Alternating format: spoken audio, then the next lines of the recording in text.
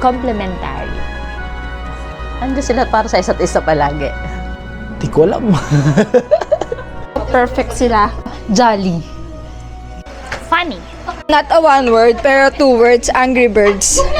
Angry Birds. Tama. I think it's just, para sa akin, tama. Everything just feels right nung nagkakalala sila, ganun. So, also, may tama sila parehas. Sikmatan. Sikmatan malala. Cool couple. Destined. Funny. Amazing.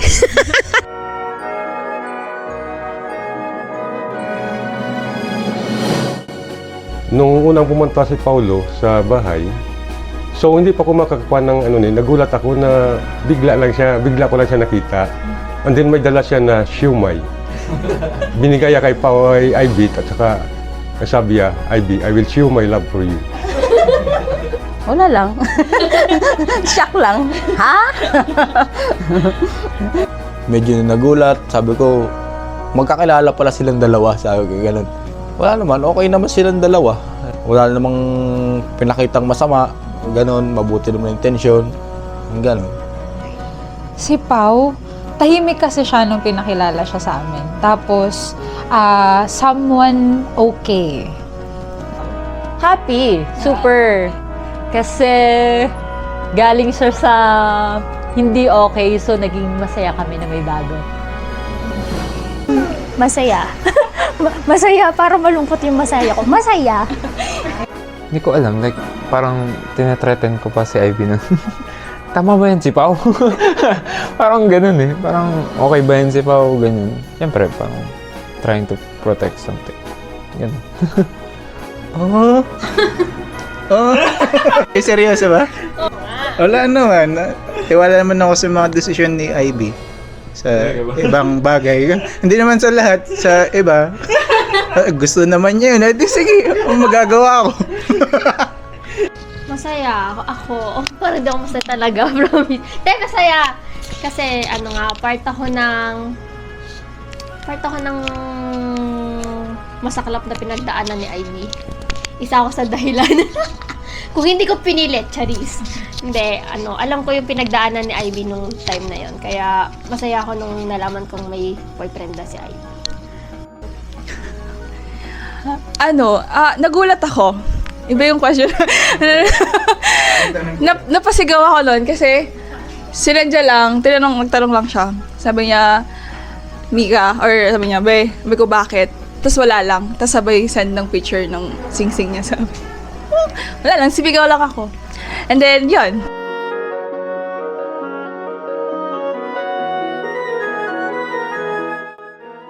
Siyempre, anak ko yun. Hindi lahat ng moment na ginagawa naming memorable. Yung pumunta kami sa SS, kasama si Ivy, ang tagal namin, nag-order kami ng pagkain, abot ng 2 oras ang pagluluto ng waiter. So nagalit na kami, iniwanan namin yung restaurant. Ika-cancel na lang o babalikan na lang sila, yun na lang.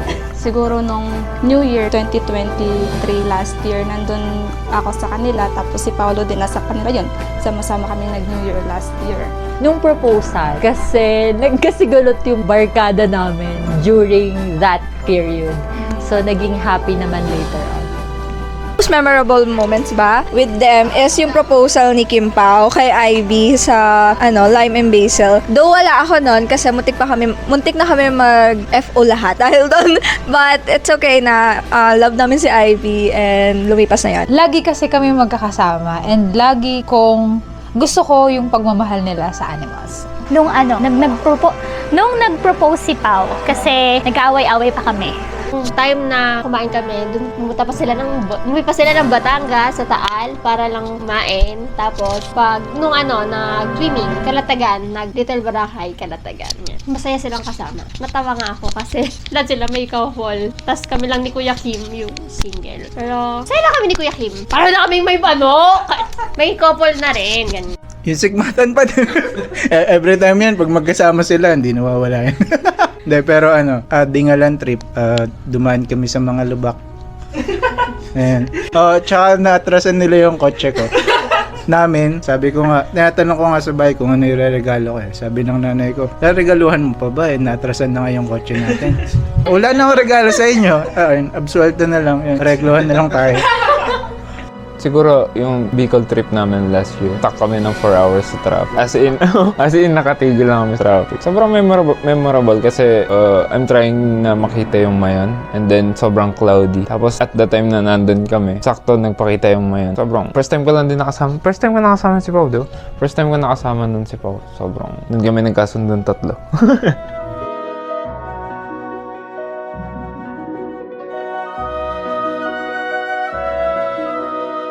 Yan na. Yan na.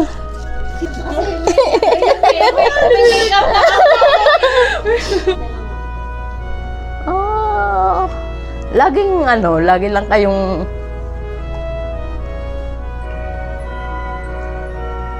magsuportahan sa isa't isa. Mahalin niyo ang isa't isa palagi. Ano naman problema, basta magkasama kayo, masosolve. Tama na. I think Ivy and Paulo is capable talaga kasi parang nagkaintindihan talaga sila at nakita ko talaga nga masaya yung anak ko si Ivy May sa kay Paulo. So, nahingi ko lang kay Paulo, intindihan niya lang ang aking anak. Kasi hindi magtatamis ang pag-iibigan pag walang konting away. Kaya ate, ang mapapayo ko lang, huwag mong bubugbugin si Paulo pagka galit ka. Tapos yun, message ko kay Paulo, ihanda mo yung sarili mo kasi yan, mabait pa yan ngayon pero nananapak yan, mabigat kamay niyan. Congrats and good luck sa married life and continue lang yung goals nyo and be happy always. And yung pag-aaway, okay lang yun, part naman yun ng relationship. I'm happy for you guys and hopefully hindi kayo magsasawa sa isa't isa. Huwag kayong magsawa sa isa't isa. Bawal yun. And more babies and fur babies to come. I know that you complement one another and just don't forget to always find a place of compromise. Love you both. Parating piliin ang isa't isa kahit nakakabugnot na. Good luck! Magbangayan lang kayo. Magbangayan dahil yun yung parang nagpapatatag ng pagmamahalan. And believe ako sa inyong dalawa kasi away with love yung laging ginagawa nyo. I love you both. Ivy and Pao, congratulations and best wishes on your wedding. I hope na, and I pray na magmahalan kayong dalawa at patunayan nyo sa akin may forever. Ayun lang, ingat kayo parate. Congratulations, best wishes. So, new chapter of life. Pakatatag kayo sa lahat ng problema and ayun, stay happy. Ginusto niya. Panindigan niya. Pakabait kayo. Bawasan ng sikmatan.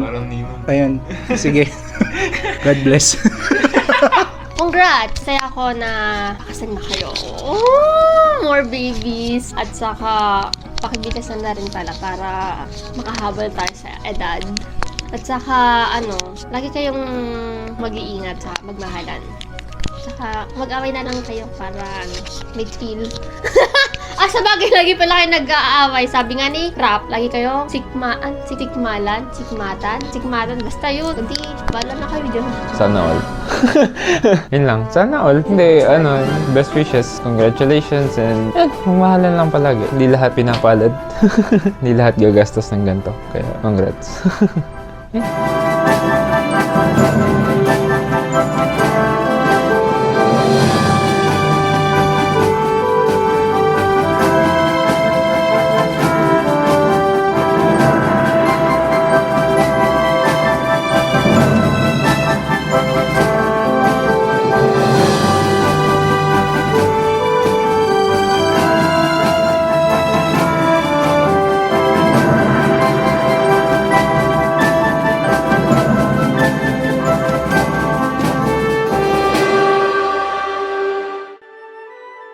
Abay daw.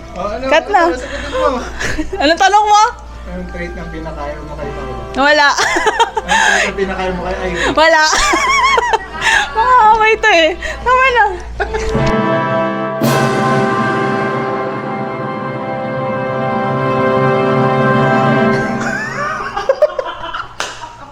Ano?